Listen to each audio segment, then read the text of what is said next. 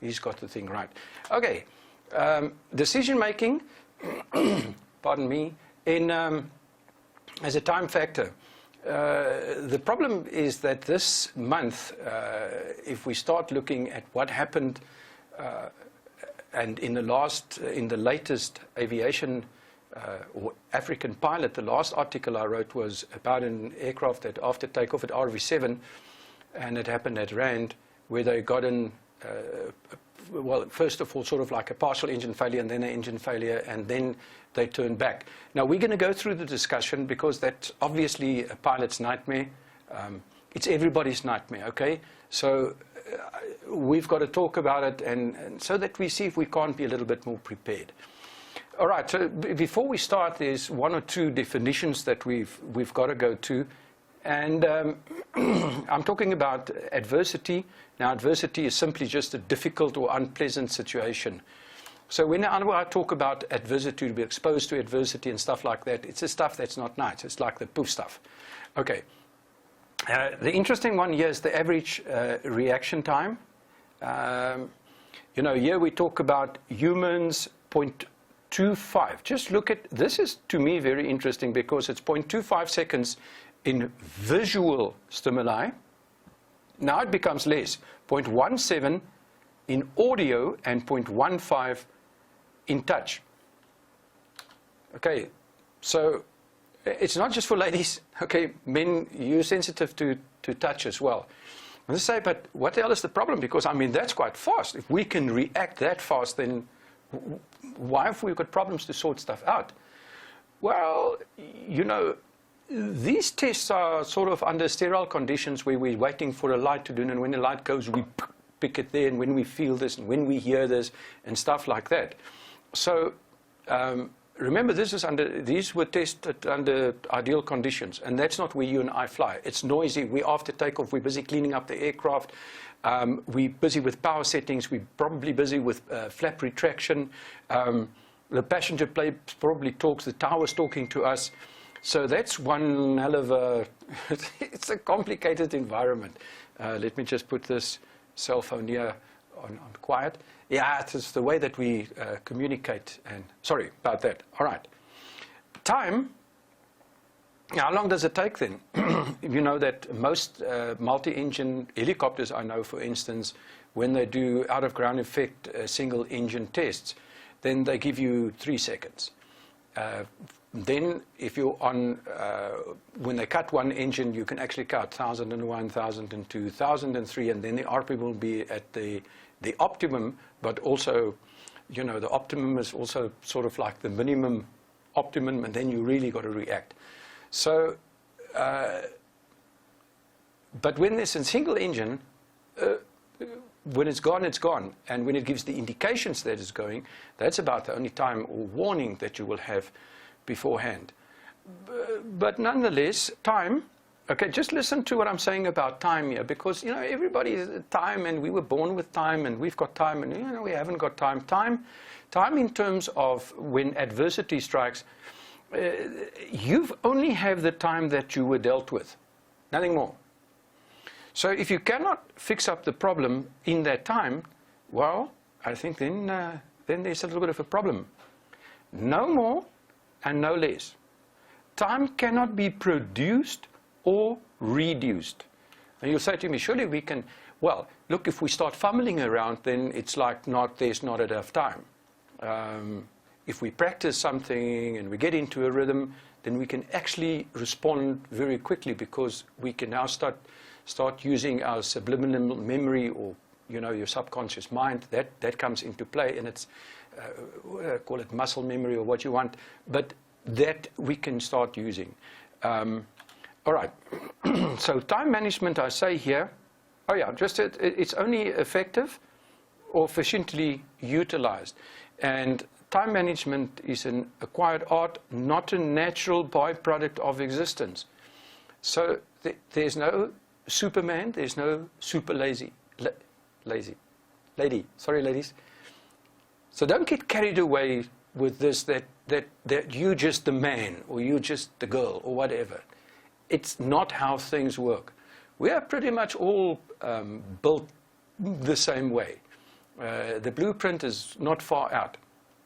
And if we look at average reactions and we look at the capability of handling stuff, then we will always come back to see that time management is a taught phenomenon. It's nothing else. We get taught how to do things. Well, I remember years back at 87 Helicopter Flying School, sitting in the Alouette 3, 800 feet downwind, and they would physically cut the engine. So it's a controlled, real emergency, if you can put it that way. You can't get the engine back online. So once the engine was cut at 800 feet, you had 20 seconds until touchdown. But it is not the touchdown, it is how you arrive at the touchdown. And if you muck it up, then there's no way that you'll be able to restart and get a second chance. And there I learned that the more frequent you do things and you stick to the recipe and you do what is right, then it gives you really the best chance. So the first time, there's just about then 20 seconds just goes like this. But if you practice that same, then that 20 seconds actually becomes a time where Arthur Walker, and you know him, I would always say that Arthur was so cool with this stuff, he could light up a cigarette, and you all that know me, he actually could light up a cigarette while we are sitting in a flippin' auto rotation with no engine, and you've got to do stuff like that. And he was just pretty good with stuff like that. He was. Unfortunately, he succumbed to cancer. All right. Stimulus, there's just two of them that I'm talking about. Remember, there's stimulus, physiological and psychological, so whichever it is, the ability of an organ to respond to external stimuli is called sensitivity. How sensitive are you? How alert are you? We might be, but if we understand the environment of stimuli, then I think we've got a better chance. Psychology, I don't want to go through the whole thing, but just to show that, there are differences. And why do I need the stimulus? Because I need to get from the stimulus to performance. And when we look at the stimulus performance graph, it actually suggests if there's no stimulus, then there's no performance. Right, ladies? Gentlemen? Whatever. Okay. All right. Let me not digress. Then this question of anxiety. What happens at the other side of the spectrum? Now, the doctors amongst you and the psychologists and psychiatrists can talk about it, but here I've got anxiety versus fear, and it says it's often accompanied by muscular tension, relentless fatigue problems, and concentration. That's anxiety. As I understand that anxiety is probably more thing that's got a longer build-up, but fear is what we experience in the shorter term. But it says here, the fear response arises from the perception of danger.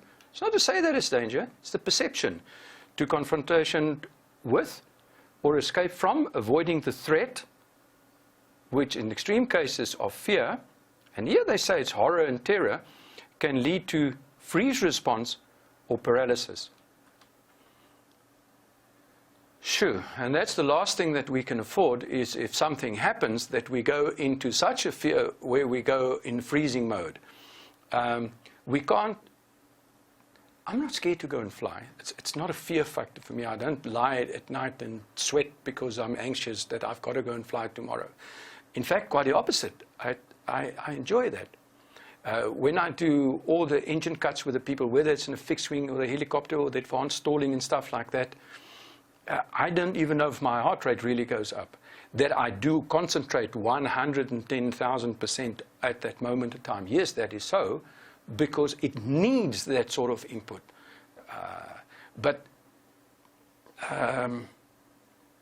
Do I get scared when things? Of course.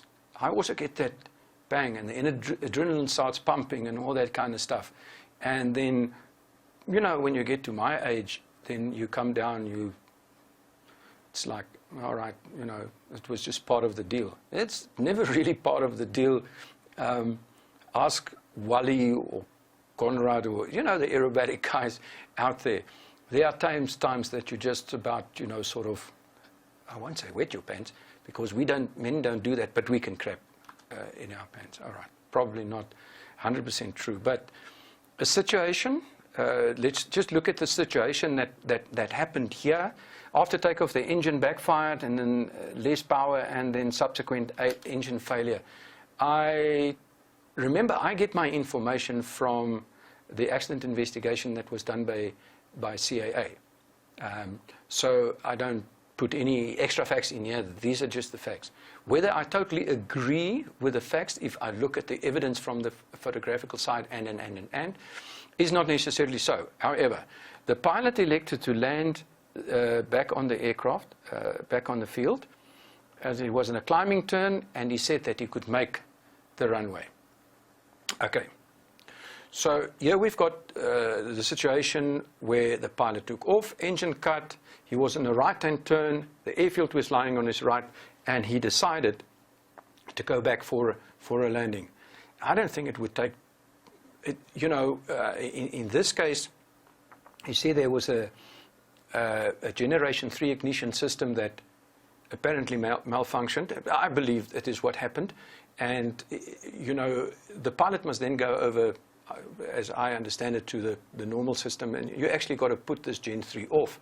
And you can do that, but he neglected to do that. And under the circumstances, well, I think I might have forgotten to put it off as well. Because, I mean, when stuff starts happening, to have a long sort of think, I wonder what was that. While you've closed the one engine, you can sit nicely on the other engine, and we can still climb to flight level 250, and then we can sort of look at this, what we're going to do. Doesn't work like that in the single. When it goes, and obviously we need to do our thing. The undercarriage, the aircraft suffered damage during the impact. Undercarriage broke, propellers, and I'll actually show you what it looks like. Now, what I find interesting here is that there's the shortest shear, a little bit longer, a little bit longer. Now you're going to ask me, now, what does that mean? Well, quite frankly, I'll have to sit and discuss it with, the engineer types and stuff like that. I've got an idea that, it probably number 1, 2, and 3 hitting the ground. But it also says, if I look at how shortly this was cut out, it means that there was a considerable nose down attitude. I don't think that the aircraft arrived and there was a flow to anything. I think it impacted the ground with a considerable nose down attitude. So if we, okay, what else can we see? The undercarriage is broken off. In other words, that's sort of like showing, there was I'm just deriving it from there. A low nose, very high speed, and the impact like that. And then obviously it also start breaking the back of the aircraft. Here you can see the back of the aircraft is sort of broken. Let me make it a little bit bigger for you. And you can also see the braking services on the tail plane that I put in. I just covered up the ZU. It doesn't matter who it was. Remember, any person can end up in the situation. And I think when somebody walks away from it, the person whose aircraft this is, I don't know, and I actually don't want to know, because it's not about him. It's what we can learn from the other person's problems. Okay, I just want to also show flaps up. There was no flaps down and stuff like that. So it was a beautiful area to land. So what I would derive from this is, if the aircraft were close to the ground with some good speed, then there was a huge possibility that the aircraft could have been, held off as in a normal kind of landing. So rough suggestion, and not something that I can now guarantee that's 100% right, but I think there was a lack of speed in this accident, and that the rate of descent couldn't have been arrested. In other words, there wasn't enough speed.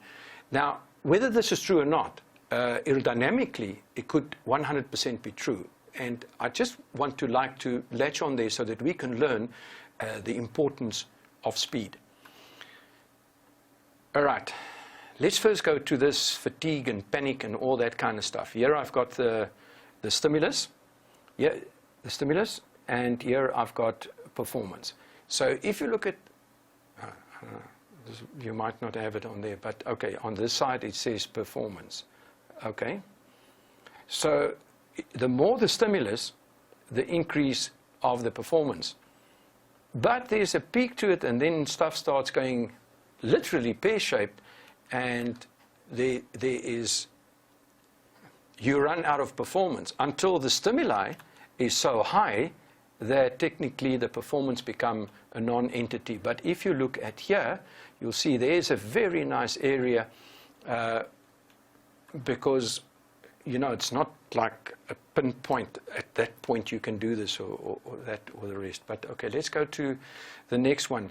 The question always would be now, how do we go from the first thing that's going to happen is you're going to probably, if you read the article in the African Pilot, then I could just give a little bit of an explanation there that the first thing is that, you know, there is this bodily reactions that we were talking about. So when we say you're going to poof yourself, it's probably true, and your performance is going to go down immediately. Now, if we do training in this area, if we do enough training in the adverse areas, then it will increase our resistance to a performance loss in that area. So that's why people sit in the simulators all the time. That's why the professional guys must be retested every 6 months. That's why we advise people to come for proper preparation, if it's helicopter, to go and do your auto rotations and your emergencies and stuff like that. It's not stuff that you practice every day, but it's stuff that we really need to be able to brush up. It doesn't really go about the test. I know you can fly, but now I must release you for the next year or the next 2 years. So the guys, let's get this right. The guys that do flying for a living, and they do it every day, they have to retest it every 6 months, because there's 6 months a check and then your test at the end of the year. Your guys that, if you're your private pilot license, he tests and then for 2 years there's nothing. Doesn't make sense. Doesn't give us enough time to practice in this area. Because if we practice enough in this area, then we've got the capability or the ability to actually widen this area of optimal performance. No, it can't be perfect. The idea is not for it to be perfect. Maar jy moet nie jou gat afskrik nie. You must just get fright enough so that the readiness is right, so that you can move and that you can operate and that you become super sharp. But if you have got muscle memory, if you've practiced it enough and you know your story, it gives you a better chance. I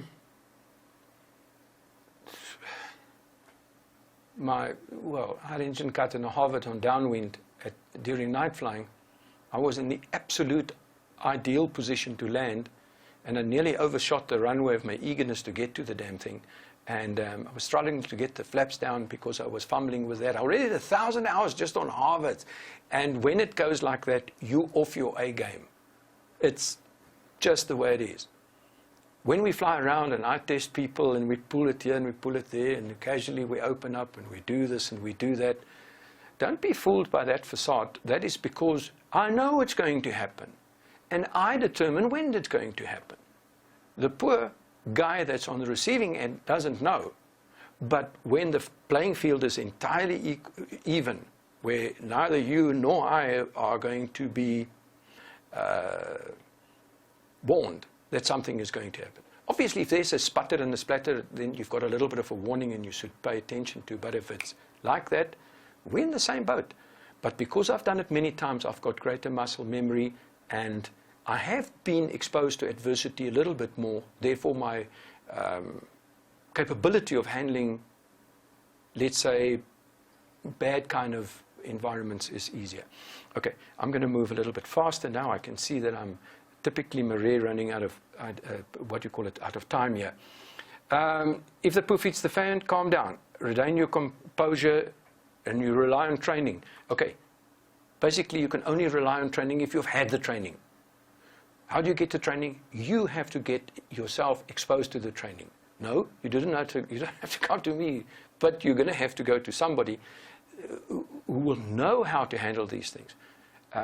Yeah, but I can do it on my own. I know you can do it on your own, but that is where this, you always feel good about your doing. And I've always, never as a student, ever come back from a sortie and I said, now they've just had the worst sortie flying with me and landing like hukus and all, well, you know, and then they go on their solo and they come back and say, whoa, they're so impressed with themselves. The landings were smooth. You know, man, I was watching the landing from outside there. It was all controlled crashes. Okay, maybe not all of them. But that's the point that I'm trying to make here. How to prepare for adversity? Let me just, a couple of those. Obtain knowledge. Okay, you've heard that a lot, the knowledge and the skills. We won't get past that.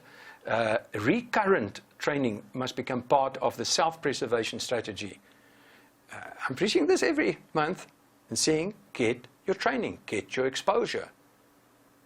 Do you know how many people follow the advice? Well, you can answer that for yourself. Make decisions of possible adversity prior to the possibility of the event taking place. So we do, before we take off, we do checks to see that if you've taken off and there's something wrong, then we already know, we've got a plan. We've already made a decision. At what height are we going to turn back? If we haven't got enough out, where are we going to do? Make a plan. I'm going to land there, I'm going to land there. But remember, that is particularly dependent on the area that you are in, and I will demonstrate that just now. The next one, do procedures aimed at very specific airfields. Now let me just go. If we go to Tempe, for instance, and we're going to take off in this direction here, there very, very serious obstacles on the overshoot. And remember, there's some power lines running about this side as well. So when I stand here and I want to take off on 01, I'm going to say, I'm going to do this and this and this and this, and if there's no more, then I'm going to turn out right, I'm going to go there, or I'm going to try and go there. If I'm high enough, and that will be far away from this, you might even come back. But there's lots of other areas that I can consider. The point is, don't just take off and do a little rhyme. And after takeoff, if there's no more runway, I'm going to land 30 degrees to the left or 30 degrees to the right. Really, give me a break. Tell me where on this runway. So let's take another one. Here we've got Grand Central. The overshoot area now is a total nightmare. This side, slightly better. But you don't determine which runway you're going to use. I just want to make sure that, you know, we give ourselves a better chance. Rand Airport, this gentleman took off from here. He was in a right-hand turn, and then obviously he turned back. Now, exactly where he touched down and stuff, I do not know. But if you go back to the Rand, and you'll see that the overshoot areas here, right around, that's Nach. You've got to have a plan. You've got to warn yourself. So, if you do your procedures before takeoff, it just brings all that information from the back of your mind to your to your short-term memory, or shorter-term memory. So if I say, after takeoff, I'm going to do this and this and this and this, and if I get a thing like this, I'm going to do, then I'm going to do that. And that depends on this height, when I can turn around, or where I must go. Then at least I've got a plan. I've got a point of departure, and I give myself a better chance. Just a couple of tips here. If the seat is, okay, listen properly now. If speed is the substance of flight, then height is the storeroom of that substance. You've only got three energies: mechanical, kinetic, which is speed, and potential, which is height. If you lose your engine, mechanical, she's gone. The only thing that you've got to put into speed is height. And if you run out of height, you cannot convert it into speed, and you've run out of height, then we meet up at Mother Earth. And how we arrive at Mother Earth, that is very important. We don't want to stall before the time or get out. We actually want to get there. And then in this case, if the gentleman arrived with a higher speed, and he probably had flaps and a low speed damage, this aircraft probably would have had, it could have had 0 damage. Does that mean that I now think that he didn't do well? No, not at all. Of course, he did brilliantly. It's terrible to have that. Ask Jack Onestal what it's like to lose an engine, and how do you walk away from stuff like that. So, you know, there's no pointing fingers. I just want to say to you that if you have the height and you can use that height right, then you can obviously have the benefit of arriving in a little bit more safer format. A flap will reduce your stalling speed. That is straightforward, but it will also lessen the glide. Okay, so we must know that. Always aim for an overshoot. Then use undercarriage and flap. Really? Yes, always. You know, if you take an aircraft and you've got an engine cut, if you start gliding without flaps, then the nose will not stick to a certain point in the ground. It will creep over, and that point will move with you. If you've got full flaps and you've got a white arc, then that point on the ground, that sort of, let's call it a theoretical point of impact, because, I mean, obviously we're going to round out, that point stands dead still. Yes, you can go and try that. But don't get so mesmerized about the angles that you're doing and so that you forget to round out and, you know, take power and all that kind of jazz. All right. Too much energy can be managed with the increase of drag, but too little energy sucks. It sucks at 9.8 meters per second square, which is gravity. Okay, so gravity sucks. It's true. It's fact. It's science. Full flap and top of the white arc, as I said, will keep you there to plan your move in advance, give the edge of most developing situations. If you plan, you've got the surprise is less. Surprise is less, you're more on your feet, figuratively speaking, to think. All right. Just 3 things that I want to say here. The following is our fact. Stalling is a fact. It happens. To be in a situation where stalling may occur, that's a reality. To avoid a stall is an educated option. It is not luck. It is not luck. Forget the thing luck. What did Gary Player say? The more I practice, the luckier I get. It's the same for you. It's not, I'm not giving you any new information. I'm just pleading you to understand what we're talking about. Decision making is a result of applied knowledge and practiced skills, not by chance. There's nothing by chance. If we practice it and we've been in that situation, you've got a damn fine chance.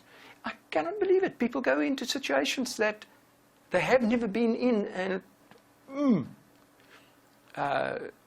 then sometimes they don't come out of it. And if they do come out of it, they think they're great. You're not great, man. You're lucky. You're stupid and lucky. All right. There I go again. Okay. During a stressful situation, your performance... Oh, wait. This thing doesn't want to make a good line here now. During the stressful situation, your performance is directly in relation to your currency. In other words, when last did you fly? How it can...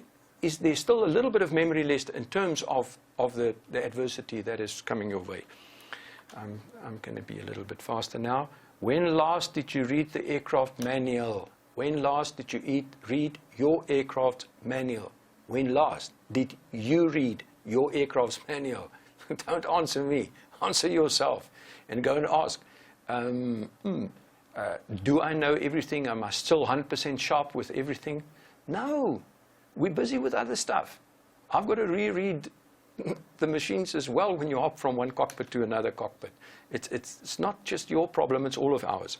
When last were you properly checked out? Were you properly checked out, or were you too scared to be properly checked out? I don't know. You know, that is the one thing that we must probably have a look at. Anyway.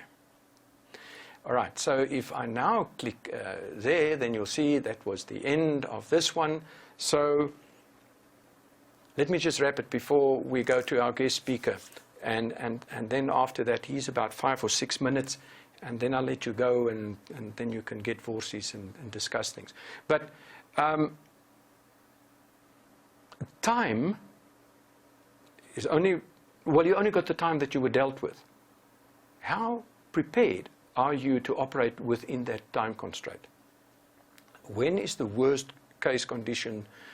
It's obviously, you know, after takeoff. You've got the least time to make a decision.